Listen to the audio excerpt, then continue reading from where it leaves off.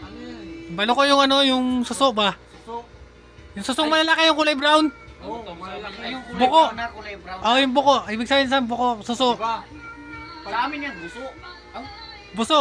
Ang tawag sa amin yan, shell. English yun ah. Oh my God. Sa ano, sarap yun sir, yung gata. Adobo sa... Sorsogon. buso pa rin pala. Sorsogon eh. Ay, suso. Special yan, sorsogon. Ganun mo din.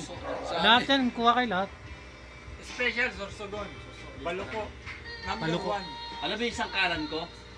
Yung dinala ko doon, nagkatay tayong gano'n ko pa. Oo. Sabi ko, drive, sabi ko, idaan mo ko sa ano, yung mga sangkalan kasi yun talaga yung gusto ko. Bili ko yan.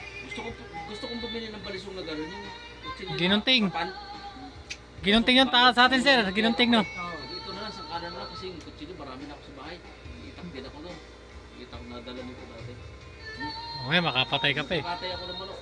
Gamit ko. Yun nga. Isang hampas lang.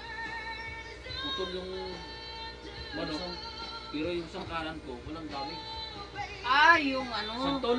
Oo, yung santol na santol. Di mas maganda pa rin doon yung ano, Ayun, di ba sa Oo. ulo ng baboy? Oo. Oh, yun pala. sampalok. Yung sabi ko sobrang tigas. Sampalok nito. mas maganda. Sabi ko Sangkalan. sobrang tigas nung sangkalan. Pag ganun ng sangkalan, yung balisong mo o yung pantaga mo, yun ang maano doon, mapurol. Oo. Kasi sobrang tigas. Oh, yun, yung mapurol. Kasi Pero- matigas yung sangkalan eh. Pero sa sangkalan, walang mas titigas pa sa ulo natin. Mga